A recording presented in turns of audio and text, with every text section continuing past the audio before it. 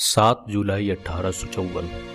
यही वो दिन था जब भोपाल की सरजमी ने बरकतुल्लाह को जन्म दिया।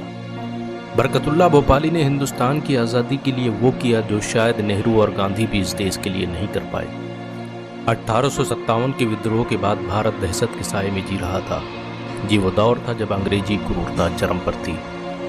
आज़ादी का हक छीनने के लिए लड़ी गई इस जंग में सबसे ज्यादा नुकसान मुसलमानों का हुआ, क्योंकि इस पूरे स्वतंत्रता संग्राम की रूपरेखा मुसलमानों ने ही तैयार की थी और अब सजा भी मुसलमानों को मिलनी थी। अंग्रेजों का मानना था कि मुसलमानों ने सत्ता को फिर से हासिल करने के लिए ये साजिश रची है ताकि वह भारत में बिखर रहे मुगल शासन की नींव मजबूत कर सके।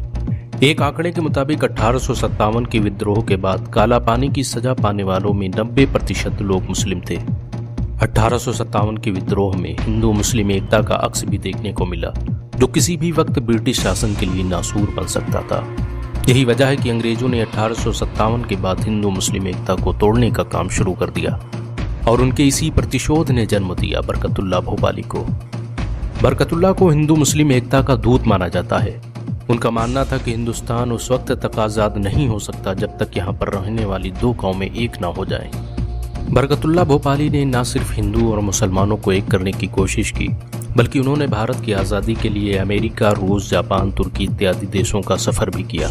यहाँ तक कि उन्होंने एक मंसूबा भी बनाया जिसके जरिए तुर्की और दूसरे मुस्लिम देशों की मदद लेकर भारत को आज़ाद कराना था। बहुत ही कम लोग जानते हैं कि राजा महेंद्र प्रताप को भारत की आज़ादी में हिस्सा लेने के लिए बरकतुल्लाह भोपाली ने ही प्रेरित किया था। अपने अफगानिस्तान प्रवास के दौरान उन्होंने राजा महेंद्र प्रताप और उबैदुल्ला सिंधी को एक फौज बनाने का काम सुपुर्द किया। ये वही फौज थी जिसे आज आज़ाद हिंद फौज के नाम से जाना जाता है। इसको बनाने का मकसद यह था कि भारतीय नेताओं और उद्योगपतियों से फंड लेकर इससे आधुनिक सुविधाएं प्रदान की जाएं और फिर हमला कर देश को आज़ाद कर लिया जाए। आज़ाद हिंद फौज का असल हेडक्वार्टर मदीना मुनव्वरा था, बाकी काबुल, कुस्तुनतुनिया और तेहरान में थे। प्रथम विश्व युद्ध के दौरान बरकतुल्लाह भोपाली और राजा महेंद्र प्रताप ने मिलकर बर्लिन में अंग्रेजों के खिलाफ जबरदस्त प्रचार किया। यहाँ तक कि वह जब 5 अप्रैल 1915 को बर्लिन से रवाना हुए तो बर्लिन कमेटी के सदस्य और शासक उन्हें छोड़ने सरहद तक आए। बरकतुल्लाह भोपाली का सबसे बड़ा काम हिंदुस्तान की पहली खुद मुख्तार हुकूमत का ऐलान करना था। 1915 में अफगानिस्तान आने के बाद उन्होंने वहां के शासक अब्दुल रज़्ज़ाक और राजा महेंद्र प्रताप के साथ मिलकर 1 दिसंबर 1915 को भारत सरकार की स्थापना का ऐलान कर दिया। काबुल में स्थापित की गई सरकार में राजा महेंद्र प्रताप को राष्ट्रपति, बरकतुल्लाह भोपाली को प्रधानमंत्री, मौलाना उबैदुल्ला सिंधी को गृह मंत्री, मौलवी मोहम्मद बशीर को सेनाध्यक्ष, मोहम्मद अली को राजनयिक बनाया गया। 1915 में स्थापित हुई इस हुकूमत ने वो काम किया जिसने भारत की आज़ादी के सपने को साकार कर दिया। अफसोस, भारत जिस वक्त आज़ाद हुआ उस वक्त बरकतुल्लाह भोपाली इस दुनिया को अलविदा कह चुके थे। मरने से पहले बरकतुल्लाह भोपाली के आखिरी अल्फाज यही थे कि मैं तमाम उम्र अपने वतन की आज़ादी के लिए जद्दोजहद करता रहा। ये मेरी बड़ी खुशकिस्मती थी कि मेरी ये ज़िंदगी मेरे प्यारे वतन के काम आई।